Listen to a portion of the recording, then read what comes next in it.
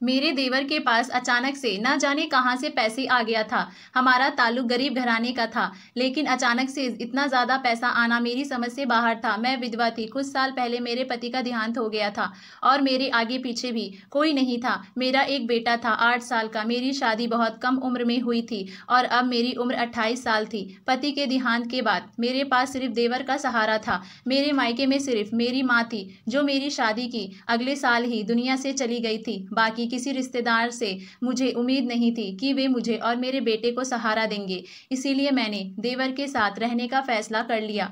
मेरे दूर के रिश्तेदार आकर मुझे समझाने लगे कि देवर मेरे लिए गैर मर्द है और मुझे उसके साथ एक छत के नीचे नहीं रहना चाहिए। तो मैं उनसे कहती कि आप लोग मुझे अपने घर में रख लें, लेकिन मेरी ये बात सुनकर वे सब खामोश हो जाते। आज के ज़माने में कोई किसी का बोझ नहीं उठाता, लेकिन मेरे देवर ने मुझसे वादा किया कि वे मेरा और मेरे बेटे का सहारा बनेगा। हमें सबने बहुत परेशान किया कि हमारा एक छत के नीचे रहना गलत है, लेकिन इसके बावजूद कोई मुझे साथ रखने को तैयार न था। मुझे समझ आ गई थी कि लोगों को सिर्फ बातें बनानी आती है। अगर लोगों को मेरी वाकई में इतनी फिक्र होती तो वे मुझे सहारा देते, लेकिन उन सबको मेरी कोई फिक्र नहीं थी। उनका मकसद सिर्फ मुझे परेशान करना था और कुछ नहीं। मैंने एक अलग इलाके में रहने का फैसला किया। मेरे देवर ने कहा कि उस इलाके का मोहल्ला सही नहीं है। मैंने उसके बारे में बहुत सी अफवाहें सुनी हैं कि वहाँ औरतों को इस्तेमाल करते हैं। आप मेरे भाई की इज्जत हैं और मेरी भी इज्जत हैं। मैं आपको वहाँ रहने की इजाज़त बिल्कुल भी नहीं दूंगा। मेरा भतीजा मेरे मरे हुए भाई की एक ही निशानी है और मैं उसकी देखभाल करने के लिए काफ़ी हूँ और उसकी देखभाल मेरी जिम्मेदारी है। अपने देवर की बात सुनकर मुझे बहुत तसल्ली हुई थी, लेकिन मुझे जमाने की बातों ने परेशान किया हुआ था। फिर मेरे देवर ने राय दी कि हम ये जगह छोड़कर कहीं और चले जाते हैं। मुझे उसकी ये बात बहुत अच्छी लगी, इसीलिए मैं शहर छोड़कर आ गई। यहाँ पर कोई हमें जानता नहीं था और हमने किसी से बात भी नहीं की और रिश्ता भी नहीं रखा, क्योंकि हमारे रिश्ते पर फिर से सवाल उठाए जाते। अगर कोई मोहल्ले की औरत मेरे घर आती और मेरे देवर और मेरे रिश्ते पर सवाल करती तो मैं उसे यही जवाब देती कि वे मेरा छोटा भाई है। फिर इस मोहल्ले में ये बात मशहूर हो गई कि मैं अपने भाई के साथ इस घर में रहती हूँ, इसीलिए यहाँ हमें किसी किस्म की परेशानी का सामना नहीं करना पड़ा था। मेरे पास मेरी शादी का जेवर था, जिसे बेचकर हम लोग यहाँ आए थे। उससे पहले ही मेरे देवर ने कारोबार शुरू कर दिया था और उसका कारोबार दिन दुगनी रात चौगुनी तरक्की करता चला गया। घर में बहुत सारा पैसा आने लगा। मैंने कई बार देवर से उसके कारोबार के बारे में पूछा, लेकिन उसने हर बार मेरा जवाब टाल दिया। फिर मैंने भी ज़्यादा पूछताछ नहीं की कि मेरे लिए इतना काफ़ी था कि पैसे आ रहे थे।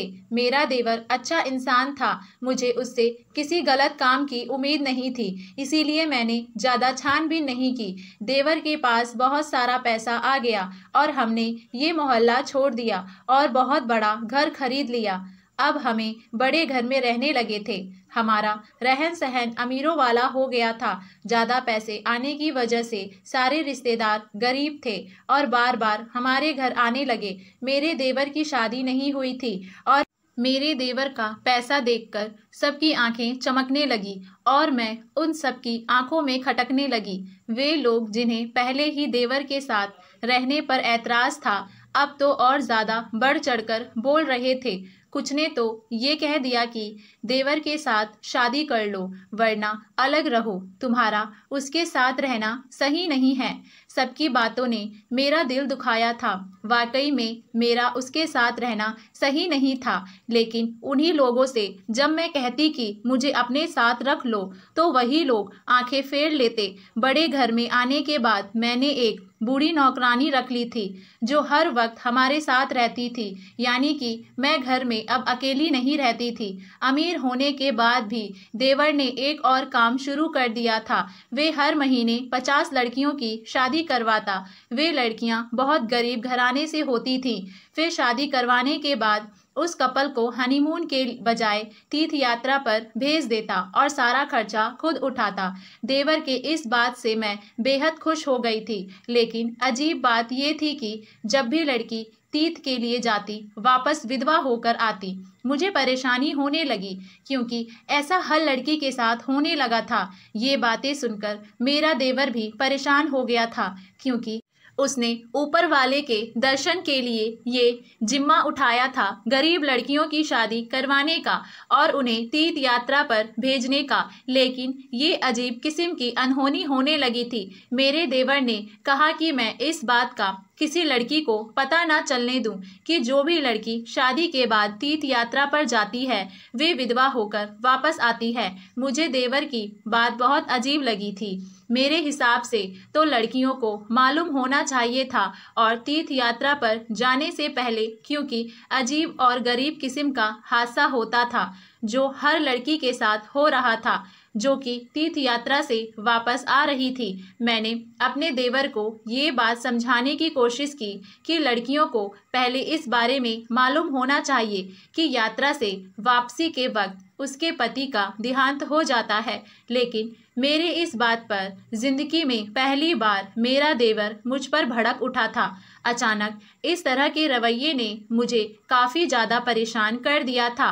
उसके इस रवैये पर मैं हैरान रह गई। मेरे देवर ने आज से पहले मुझसे इस अंदाज में कभी भी बात नहीं की थी, बल्कि वे मुझे अपने भाई की विधवा मानता था और उसी अंदाज से वे मुझसे अपनी बड़ी बहनों का दर्जा दिया करता था।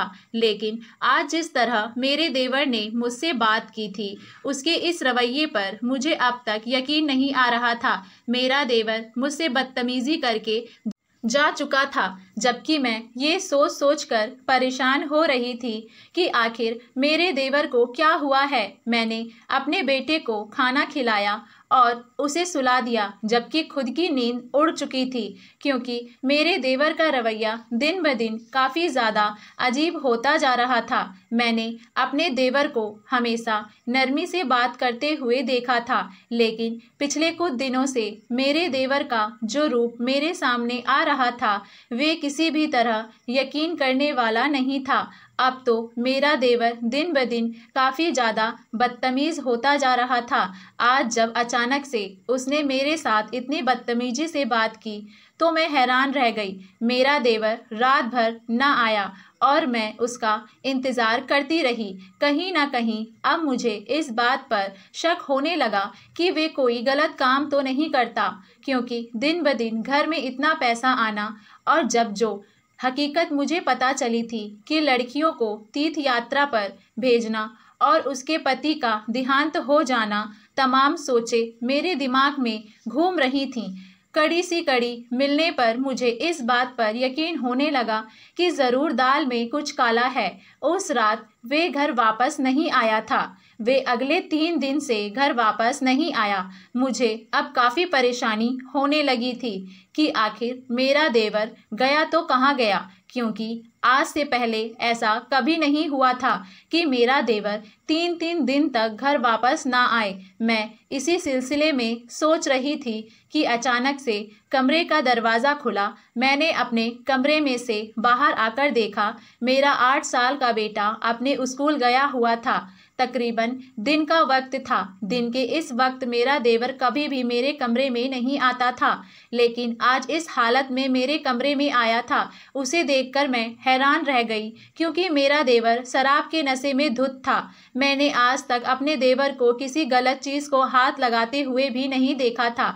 इस वजह से मेरे लिए काफ़ी बड़ा झटका था कि मेरा देवर शराब पीकर आया है। मेरे देवर के कदम लड़खड़ा रहे थे और वे मेरी तरफ बढ़ रहा था। मैं हैरान और परेशान थी, उसका एक एक अंदाज देख रही थी। जब वे अचानक ही मेरे पास आया और आते ही मेरे कदमों में गिर गया, मैं हैरान रह गई कि भला इसे अब क्या हो गया है। उसकी हालत काफ़ी ज़्यादा ख़राब थी। शायद उसने बहुत ज़्यादा शराब पी रखी थी। वे बिल्कुल भी अपने होश में नहीं था। मेरे कदमों में गिरते हुए अचानक से फूट फूट कर रोने लगा। मैं हैरान परेशान रह गई कि वे रो क्यों रहा है, जबकि रोते रोते हुए वही बेहोश हो गया। यानी दोपहर के इस वक्त मेरे कमरे में आकर बेहोश हो गया। और अगर कोई इस तरह से मेरे कमरे में देख लेता तो शायद मेरी इज्जत का जनाजा निकल जाता। इस वक्त घर में वो और मैं अकेले थे। जो नौकरानी मैंने रखी थी आज छुट्टी पर थी। अब मुझे समझ नहीं आ रहा था कि उसे किस तरीके से अपने कमरे से बाहर निकालूं, लेकिन जो भी था मुझे हर हाल में इसे अपने कमरे से बाहर निकालना ही था। मैंने जैसे तैसे करके उसे घसीटते हुए अपने कमरे से बाहर निकाला। वे अच्छा खासा मर्द था। मुझ जैसी कमजोर औरत से वो कैसे संभाला जा सकता था। जैसे तैसे करके मैंने उसे उसके कमरे तक पहुंचाया और उसके फर्श पर लिटाकर अपने कमरे में आ गई। उस कमरे का दरवाज़ा मैंने पहले ही लॉक कर चुकी थी, जबकि मेरे बेटे के स्कूल से वापसी का वक्त हो चुका था। अब मुझे अपने बेटे को लेने के लिए स्कूल जाना था। देवर के कमरे को मैंने ताला लगा दिया था ताकि ऐसी हालत में वे कहीं भी ना जा सके, और खुद मैं परेशान थी। अपने बेटे के स्कूल चली गई। बेटे को स्कूल से लेकर जब वापस घर आई तो मेरा देवर अभी तक अपने कमरे में लॉक था। अपने बेटे को नहलाने के बाद मैंने उसे खाना खिलाया और वे ट्यूशन पढ़ने के लिए चला गया। उसके ट्यूशन जाते ही मैंने देवर के कमरे का ताला खोला तो देखा वे अब तक वैसे ही बेहोश पड़ा था। अब मुझे उसकी हालत पर हैरानी होने लगी थी, क्योंकि वे काफ़ी वक्त से ऐसे ही बेहोश पड़ा था। शायद शराब का नशा बहुत ज़्यादा था, जिसकी वजह से वे अपने होश में नहीं आ पा रहा था। मुझे समझ नहीं आ रहा था कि मैं क्या करूं कि जिससे वे होश में आ जाए। फिर अचानक से मुझे एक ख्याल आया और मैंने फौरन वही किया जो मेरे दिमाग में आया। मैं किचन में जाकर पानी का जग भरा और पानी लेकर देवर के पास आई और पूरा का पूरा जग उसके चेहरे पर पलट दिया। एकदम से पानी गिरने की वजह से हड़बड़ाहट कर उठ गया, लेकिन अभी भी वे पूरी तरह से होश में नहीं था। मैंने उससे कहा कि फिलहाल तुम बेड पर जाकर सो जाओ, जब तुम होश में आओगे तब मैं तुमसे बात करूंगी। मेरा देवर शायद वाकई में होश में नहीं था, इसी वजह सर हिलाता बेड की तरफ बढ़ गया। उसके कदम लड़खड़ा रहे थे, जबकि उसकी हालत देखकर मुझे अब रोना आने लगा था। सारा दिन गुजर गया, लेकिन मेरे देवर को पूरी तरह होश नहीं आया। उसकी हालत देखकर मैं अंदाजा लगाया जा सकता था कि आज उसने पहली बार शराब पी थी, क्योंकि अगर वे इस चीज़ का आदी होता तो यकीनन उस पर इतना गहरा असर ना होता। तकरीबन रात के 12 बजे अचानक से मेरे कमरे का दरवाज़ा किसी ने खटखटाया। मैं अपनी जगह से उछल पड़ी। मेरा बेटा जो कि सो चुका था, मैंने एक नज़र उसको देखा और एक नज़र दरवाजे को। मुझे कहीं ना कहीं यकीन था कि दरवाजे पर मेरा देवर ही होगा, क्योंकि सारा दिन बीत चुका था। तो मुझे इस बात का यकीन था कि अब मेरा देवर का नशा उतर चुका होगा। अब मुझे हर हाल में उससे वजह जाननी थी कि आखिर में वो क्या करता फिर रहा है। मैं धीरे से उतरती और अपने बेटे का आराम का ख्याल करते हुए धीमे कदमों से दरवाजे की तरफ बढ़ी। आहिस्ता से दरवाज़ा की कुंडी खोलने के बाद मैं बाहर जाकर देखा तो मेरा देवर बाहर ही खड़ा था, लेकिन दोपहर के मामले में इस वक्त बेहद अलग होलिये में था। उसकी नज़र झुकी हुई थी, बाल गीले थे, यकीनन वे शावर लेकर वहां पहुंचा था, और उसकी झुकी नज़र इस बात का इशारा कर रही थी कि अपने किए पर शर्मिंदा है। लेकिन फ़िलहाल मुझे उसकी शर्मिंदगी की बिल्कुल ज़रूरत नहीं थी। मुझे इस बात को जानना था कि आज उसने इतना घटिया काम किया तो क्यों किया। मैंने उससे पूछा, तुमने आज शराब पी थी? जबकि इस बात पर वे मेरी तरफ देखने लगा। उसकी आंखें सुर्खी हो रही थी। उसने धीरे से सर हिलाया। ये बात तो मैं पहले ही समझ चुकी थी कि वे शराब पीकर आया है। वे तो बस मैं उसके मुंह से सुनना चाह रही थी। जैसे ही उसने सर हिलाया मुझे अब बहुत गुस्सा आने लगा। मैंने उससे पूछा, क्यों पी थी तुमने शराब? तो वे मुझे देखकर नज़र ना मिला पाया। शर्म के मारे नज़र झुकाकर मैं उससे दोबारा पूछी कि आखिर तुमने शराब क्यों पी थी? मेरी बात सुनकर मेरा देवर अपना सर झुकाकर कहने लगा कि मैंने जानबूझकर शराब नहीं पी थी। वे तो मेरे दोस्तों ने मुझे ये कहकर पिला दी थी। ये सिर्फ एक सादा सा शरबत है। मुझे नहीं पता था मेरे अमीर दोस्त मुझे कोई नशा और दवा मिलाकर पिला देंगे। मुझे इस बात का बिल्कुल भी अंदाजा नहीं था। अगर मुझे जरा भी अंदाजा होता तो यकीनन मैं वे जूस हरगिज ना पीता। मुझे अपने देवर की इस बात पर यकीन आ गया था, क्योंकि ये बात तो मैं अपने पहले दिन से ही जानती थी कि मेरा देवर बिल्कुल गलत इंसान नहीं है, बिल्कुल मेरे बच्चे की तरह था। पूरे साल तक मैंने उसे अपने बच्चों की तरह ही देखभाल की थी और वे भी मुझे अपनी बड़ी बहन का रुतबा देता था। मैंने उसे बड़ी बहन होने के नाते समझाया कि तुम इस तरह के अमीर दोस्तों से दोस्ती खत्म कर दो, लेकिन मेरी ये बात सुनकर उसने अचानक से अपना सर उठाया और जिन नज़रों से उसने मुझे देखा वो एक पल के लिए मुझे हैरान कर गया। और फिर जब वे बोला तो उसके अल्फाज मुझे हैरान कर गए। वे कहकर रुका नहीं था, बल्कि अपनी बात पूरी करके वहां से चला गया था। जाते जाते ये भी कहा गया कि मैं अब तकरीबन 1 हफ्ते तक घर नहीं आ सकूंगा और 1 हफ्ते में उसे एक बहुत बड़ा प्रोजेक्ट मिला है जिसे उसे पूरा करना है। मैं उससे पूछना चाहती थी कि आखिर वे क्या काम करता है जिसकी वजह से उसके पास इतना पैसा आ रहा है और ये कौन सा प्रोजेक्ट है जिसे उसे 1 हफ्ते के अंदर ही पूरा करना है। लेकिन मेरी बात सुनने से पहले अपनी बात कहकर वहां से जा चुका था। उसकी कही बात मुझे परेशान कर गई थी, क्योंकि उसने कहा था कि उसके अमीर दोस्तों की वजह से ही तो उनके घर इतनी दौलत आ रही है। उसके अमीर दोस्तों ने ही तो इसे ऐसे काम का बताया था जिसके बदौलत वे चंद महीनों में इतना अमीर हो गया और अब वे किसी भी कीमत पर इस काम को नहीं छोड़ सकता, क्योंकि इस काम को अपनाना तो बहुत आसान है लेकिन इस काम से बाहर निकलना बहुत मुश्किल है। उसके अल्फाज अभी तक मेरे कानों में गूंज रहे थे। आज पूरे 3 दिन गुजर चुके थे लेकिन मेरे देवर का कोई अता पता नहीं था। मुझे नहीं पता था कि मेरा देवर आखिर कहाँ गया और वे क्या काम कर रहा है जिसकी वजह से उसे चंद दिनों में इतने पैसे मिल रहे हैं। मैं हैरान परेशान थी, बस यही सोचती रही कि आखिर वे ऐसा कौन सा काम करता है, लेकिन जवाब ना मिला। ठीक है, 1 हफ्ते बाद जो मेरा देवर घर वापस आया तो मैंने उससे पूछा कि आखिर वे 1 हफ्ते तक कहाँ था, तो उसने मुझे बताया कि वे 1 हफ्ते से दुबई गया हुआ था। उसकी ये बात सुनकर मुझे हैरत का झटका लगा, क्योंकि उसने तो मुझे बताया ही नहीं था कि वे शहर से बाहर जा रहा है और जिंदगी में ऐसा पहली बार हुआ था।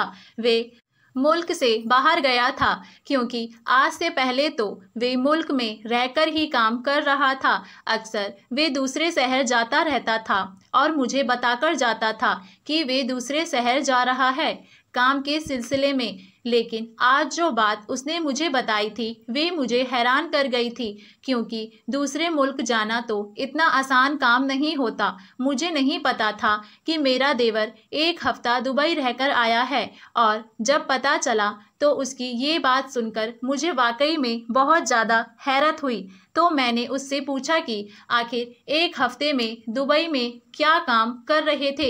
मेरी बात सुनकर उसने एक बहुत ही खूबसूरत सा सोने का हार मेरे सामने किया, जिसे देखकर मेरी आंखें चमक गई, क्योंकि रात में इस वक्त खूबसूरत लाइट की रोशनी में वे सोने का हार चमक रहा था। उस हार को देखते ही उसकी कीमत का अंदाज़ा लगाया जा सकता था। शायद नहीं, यकीनन वे बहुत ही महंगा हार था।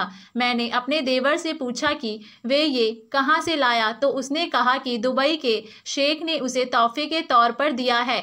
तो मुझे उसकी इस बात पर हैरत हुई। भला इतना महंगा तोहफा कौन बिना वजह क्यों देगा। मैंने उससे वजह पूछनी चाही तो उसने कहा कि आप आम खाइए, गुठलियाँ मत गिनिए, ये हार मैं आपके लिए लाया हूँ तो बेहतर है इसे मेरी तरफ से तोहफा समझकर रख लें। लेकिन मैंने अपने देवर से साफ इनकार कर दिया और कहा कि जब तक तुम मुझे ये नहीं बताओगे कि तुम क्या काम करते हो तब तक मैं ये हार नहीं रखूंगी। जबकि मेरी इस धमकी पर मेरा देवर परेशान हो गया और वे हार लेकर वहां से चला गया। मुझे अब हकीकत जाननी थी, क्योंकि आज से पहले मेरे देवर ने कभी मेरा कोई हुक्म नहीं टाला था और आज वे इस तरह वहां से चला गया था बगैर कोई जवाब दिए। वक्त आहिस्ता आहिस्ता जा रहा था और उसके सारे मामले को 1 साल गुजर चुका था। अब अक्सर ही मेरा देवर मुल्क से बाहर जाने लगा था, कभी दुबई तो कभी कहीं। मैं जब भी पूछती तो वे मुझे यही कहता कि आप परेशान ना हो, बस आपकी ज़रूरत की हर चीज़ आपको घर बैठे बैठे मिल जाएगी। एक दिन वे मुझे कह कर गया था वे दुबई जा रहा है। मुझे कुछ ना कुछ गलत लग रहा था। मुझे ऐसा लग रहा था जैसे वे दुबई नहीं बल्कि कहीं और जा रहा है। उसी वजह से मैंने उससे जिद की, मैं भी तो विधवा हूँ, तो मुझे भी तीर्थ यात्रा पर भेज दो। पहले तो मेरी बात सुनकर वे हैरान रह गया, लेकिन फिर वे मेरी बात पर सर हिलाने लगा और अगले ही महीने उसने मुझे तीर्थ यात्रा पर भेज दिया। लेकिन शायद वे भूल गया था कि वे मुझे अकेला भेजना चाहता था, लेकिन हकीकत में मैं उन्हीं लड़कियों के साथ मिलकर तीर्थ यात्रा पर चली गई। लेकिन तीर्थ यात्रा पर पहुंचते ही जो मैंने देखा उसने मुझे हैरान कर दिया। उसने मेरे पैरों तले से जमीन सरका दी, क्योंकि मैं ना तो तीर्थ यात्रा पर पहुंची बल्कि उन लड़कियों के साथ साथ मैं भी दुबई पहुंच गई थी। लेकिन मेरे देवर ने मुझे वहां देख लिया था और उसने पहली फुर्सत में मुझसे वहां से निकलने को वापस भेज दिया। उसने मुझसे कहा था कि वे अभी कुछ दिन दुबई रहने वाला है और वापस आकर मुझे सब कुछ बता देगा कि आखिर ये सब क्या चल रहा है। अभी 2-3 ही दिन गुजरे थे। एक दिन अचानक से मेरे घर का दरवाज़ा बजा तो मैं हैरान हो गई, क्योंकि हमारे घर में कोई नहीं आता। मैंने दरवाज़ा खोला तो सामने का मंजर देखकर मैं डर गई। मेरे मुंह से चीख निकल गई, क्योंकि सामने ही मेरा देवर खून से लथपथ खड़ा था। उसकी सफ़ेद रंग की शर्ट खून से तैरी थी और चेहरे पर भी खून लगा हुआ था। उसके माथे से खून की बूंदें टपककर घर के मार्बल के फर्श पर गिर गई थीं। मैंने फौरन से जब पूरा दरवाज़ा खोला तो वे लड़खड़ाकर कदमों के साथ अंदर दाखिल हुआ। मैंने डॉक्टर को फ़ोन किया और चंद ही मिनटों में डॉक्टर घर पर मौजूद था। उसने मेरे देवर के तमाम जख्मों को साफ किया और उसे नींद की दवाई देकर चला गया, जबकि मैं परेशानी से अपने देवर को देख रही थी। अगले दिन सुबह जब उसकी आंख खुली तो मैंने उससे पूछा कि आखिर क्या हुआ है। वे तो दुबई जाने वाला था, फिर अचानक यूं इस हालत में कैसे है।